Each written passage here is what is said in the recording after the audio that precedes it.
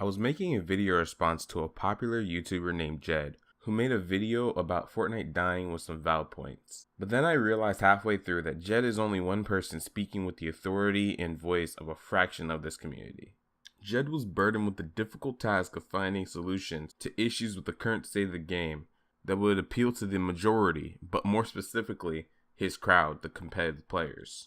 The video I was making wasn't attacking Jed or downplaying him in any way, but rather working alongside his thought process to come up with better solutions. I've scrapped the entire video and gave myself excuses as to why I didn't finish it. Whether it was for this reason or that reason, I attempted to justify why I backed out of a situation before I even got in it. I think the truth is, I realized he was right. At this rate, Fortnite will die. Being a part of this community requires us to prevent this from happening. So let's talk about some potential solutions to Fortnite's recovery. In my previous unpublished video that no one was able to see but myself, I talked a lot about something I called the spam meta. It was essentially the action of spamming all utility that one had to come out triumphant in an engagement. Spam mats, spam ARs, spam rockets, spam anything and everything you possibly can to gain an edge over an opponent. Oh boy, its current evolution is insane. Clear that Epic wasn't even aware that they had created a spam meta, because otherwise SMGs would not be as prevalent as they are now in the game. End of Season 4, beginning of Season 5, I took a little break from the game to get my mind and life together. Spoiler, it's still not together. And when I returned, I found Double Pump deceased and got shredded to pieces by an SMG in 0.5 seconds from full health. My immediate reaction if I miss a shot is to build. Separate from the opponent, take another angle. I died before I even reached the apex of my jump. I couldn't even call that spam. It was within one magazine of the new SMG. But holy hell, let's talk about gun balance and why shredding someone in 0.5 seconds from full health and giving them no time to react is not a good balance of gameplay. I feel like talking about gun balance in Fortnite is like walking through a minefield. Someone's gonna get triggered if I talk about double pumped, and someone's gonna get triggered if I don't. So I will. Keeping it real, no BS, double pump isn't as strong of a loadout as people think. It's just comfortable. Think about it. Pump SMG has been stronger than double pump for maybe 2 whole seasons now. But people have still raved and worshipped double pump. Why? It's their preference. It's simply what they like. It's like PC players versus console players. It's like milk first or cereal first. It's like smoking versus vaping.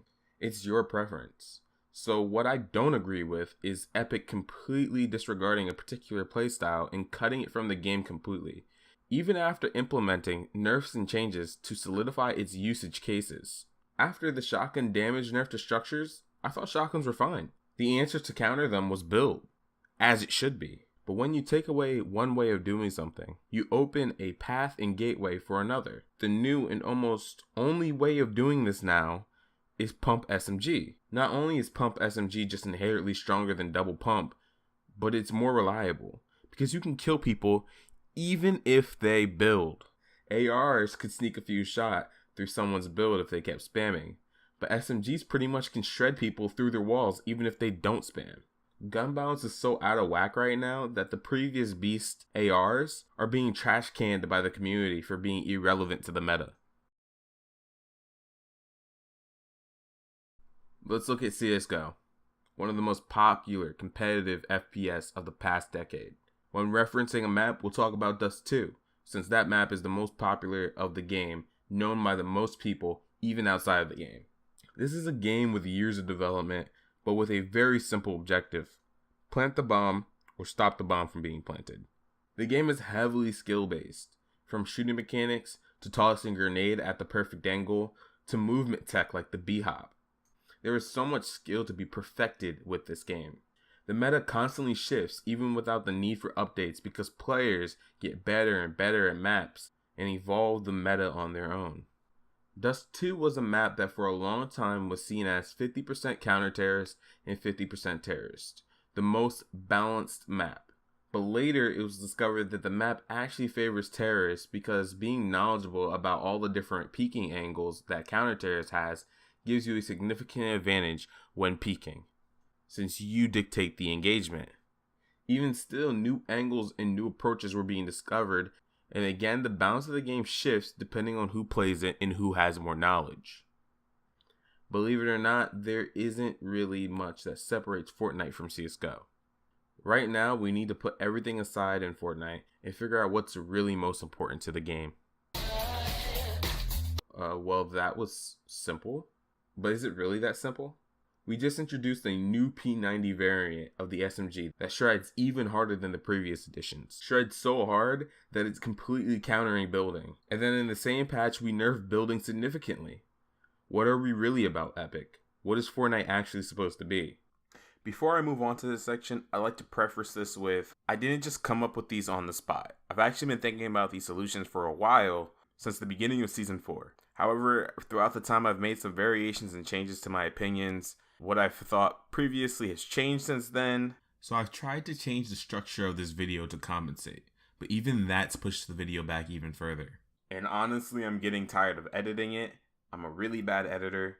So I don't think my change suggestions would completely rid the game of bad mechanics or be completely fail-proof, but it's a step forward at least. I believe debating this will lead us to the best conclusion, and maybe we'll all gain something out of this kind of discussion. Firstly, we need to target gun balance. Some weapons that are just too easy to control are reaping huge rewards. SMGs, drum guns, and any high capacity automatic weapon should not be able to both destroy builds and kill people efficiently. It's an all-in-one gun. What we really need is diversity. And to do that, we need to give guns their own niche uses. SMGs are good at killing people, but may be weaker against building. Drum guns are really good at destroying walls, but have an even more vicious recoil than its current sissy pull. And any gun that Epic introduces later should never be strong enough to fulfill every role in the game. This is the reason why I believe the shotgun structure damage nerf was justified. Shotguns were changed to do less damage to structures. This balanced them out while double pump was still in the game. Now that it's not, this change needs to be reverted on select shotguns, say the tactical shotgun. Its spread might be larger than most guns, but at least it could destroy structures faster than most shotguns. Meaning, with these new changes, you'd be able to pair a tactical shotgun with an SMG and it would make sense. And then likewise, maybe pump is really good at killing people, but then the drum gun is really good at destroying walls. So then you could run drum gun into pump. And let's just say by some change of heart, Epic decides to put double pump back in the game, which I believe they should because it gives another variety of playstyle. We then have a whole other style of play available to us as players. But wait, there's more. CSGO's guns work marvelously because they can all be accurate and precise, but handled poorly by the player's skill, become these spread demons that spray bullets in the most obscure patterns. The same philosophy can be adopted to Fortnite. Right now, we have a game that's governed by bloom. We wouldn't eliminate bloom entirely because that would require everyone to learn the recoil patterns.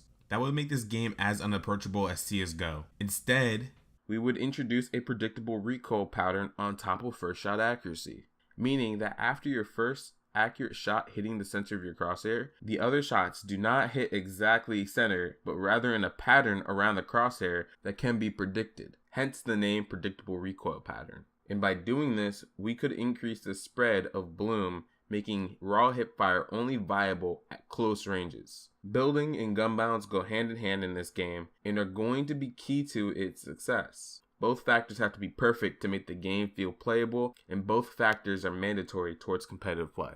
And the last and final note I have is for Epic specifically.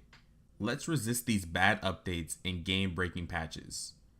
It was really fun at first. You hit us with a heavy shotgun, vending machines, llamas, but then our core gameplay started getting attacked when things like the jetpack and guided missile came to the game. Jetpacks taught people that building high up without one was stupid, and also fighting against one without one was also stupid. And guided missiles didn't really do anything but waste your mats. I have a principle for you to follow. If the item or feature you're about to introduce to the game is very low skill oriented, say C4 for example, the destructive force of this item should also be low, meaning C4 should not be able to tilt all the towers.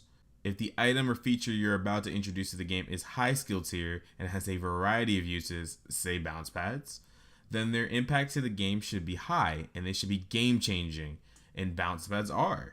Take some time as a spectator to go through some of the things that have been added to this game, list out their uses, and decide if their impact is justified by how easy they are to obtain and use.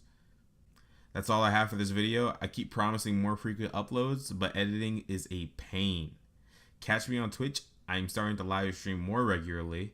I like to believe I'm good at this game, but my past couple of streams may beg to differ. Gonna be coming out with some new videos soon. I have concepts for an improved version of Salty's high ground retake using roofs. And in the same video, I'll also show you how to get out of this scenario very fast and efficiently. Thank you guys for watching, and I am out.